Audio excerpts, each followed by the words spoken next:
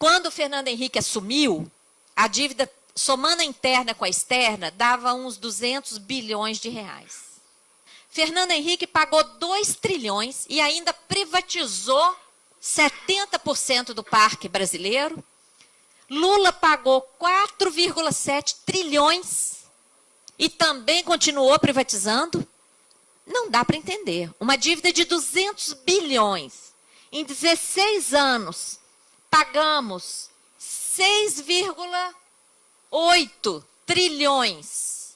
E agora a dívida ainda está em 3 trilhões? Que dívida é essa?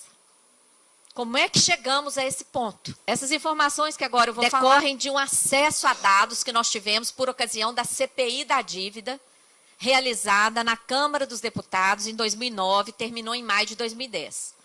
Vocês tinham conhecimento dessa CPI? A dívida externa atual está em 402 bilhões de dólares. Muita gente acredita que a dívida acabou depois que Lula fez o pagamento ao FMI. O que ele pagou para o FMI, ó, essa quedazinha aqui, e já recuperou e ultrapassou tudo. A dívida com os bancos continua subindo. O que o Brasil fez? Simplesmente mudou de credor. Pagamos ao FMI uma dívida que custava 4% ao ano de juros, e para pagar o FMI, nós emitimos dívida interna, dívida emitida pelo Tesouro, que na época pagava juros de 19,3% por ano. Foi isso que foi feito. E mais, essa queda também, nós apuramos durante a CPI, resgate de títulos da dívida externa com pagamento de ágio. Eu pergunto para vocês, quando vocês fazem o pagamento de uma conta antecipadamente, vocês vão lá pedir o quê?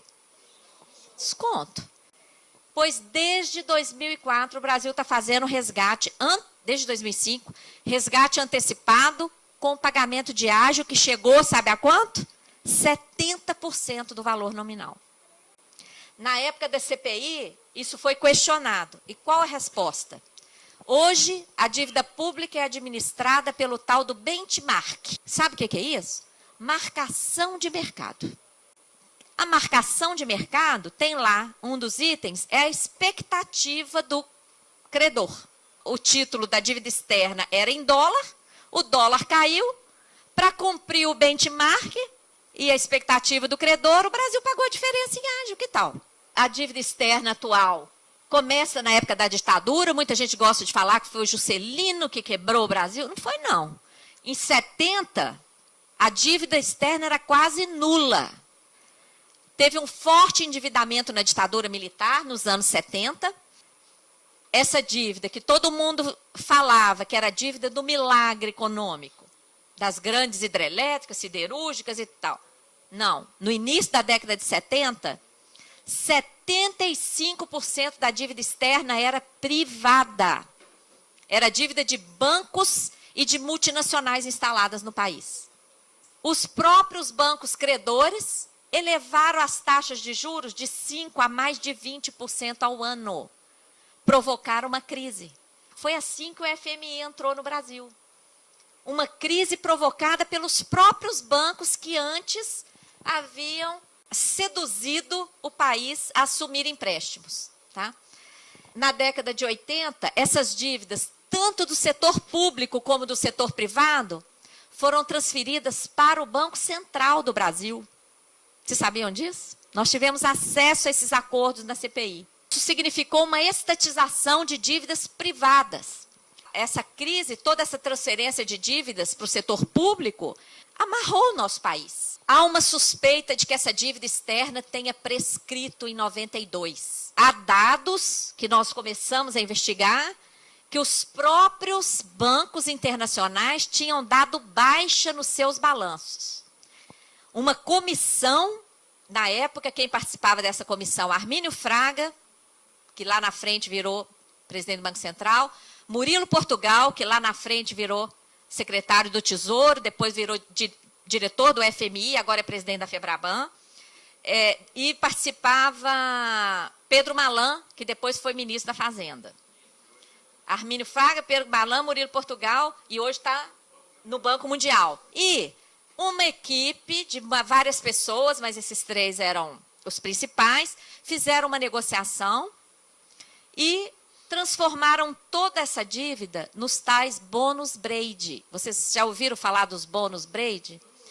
Títulos que foram emitidos aqui em 94.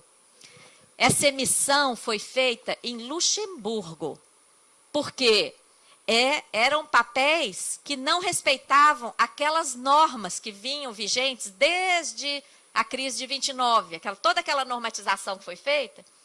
Esses títulos, Brady, não atendiam àquela normatização. Por quê? Foi feita uma troca direta, não foi feita oferta pública. Ou seja, crimes de lesa pátria. Inclusive, várias comissões do Congresso Nacional, na década de 80, os relatórios estão na nossa página na internet, porque isso estava desaparecido.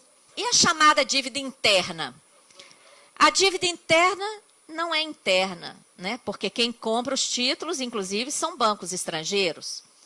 Ela explode a partir do Plano Real.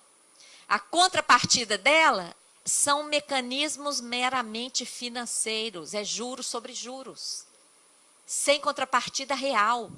Para acumular reservas, a gente aceita a entrada de dólares, o Banco Central fica com os dólares, compra título da dívida americana, que não vai render quase nada, e emite dívida para enxugar esses dólares. Ora, isso, mais uma vez, não pode ser considerado dívida pública. Dívida do PROES, do PROER, de salvamento dos bancos aqui no Brasil, isso tudo virou dívida. Aqui uma informação recente. Vocês estão vendo a grande propaganda que a Selic caiu para 9%. Só que a gente acompanha, nós entramos lá no site do Tesouro e verificamos por quanto que os títulos estão realmente sendo leiloados. E verificamos que no dia que a Selic caiu para 9%, o Tesouro vendeu os títulos a 10,78%. 20% acima. Por que isso aqui acontece? Como é que ocorre a venda dos títulos pelo Tesouro Nacional? A primeira venda, o Tesouro emite os títulos, hoje em dia é virtual, não tem mais aquele papelzinho, como se fosse uma nota, um compromisso do governo, só que é uma nota que você vai ter que fazer um resgate futuro de acordo com o prazo daquele título. Ele é mais valioso do que uma nota, porque ele rende juros, né? Enquanto que a nota é aquilo ali. Quem compra em primeira mão os títulos? Os dealers. Desculpe pela palavra em inglês, mas é assim que está no site do Tesouro Nacional. As instituições credenciadas a operar com a CODIP e com o DEMAB. O que é isso? Os setores do Tesouro Nacional e do Banco Central que vendem os títulos. No período de fevereiro a julho de 2012, são esses aqui, ó. Vocês conseguem ler aí?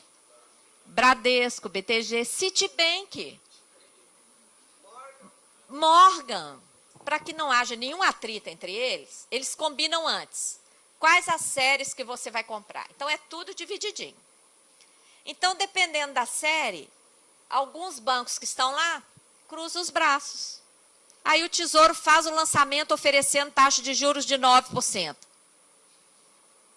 Resultado do leilão, 0. Oferece um pouco mais, resultado do leilão, 0. Só quando a taxa de juros chega no patamar que eles querem, aí eles vão lá e compram. É assim que está funcionando.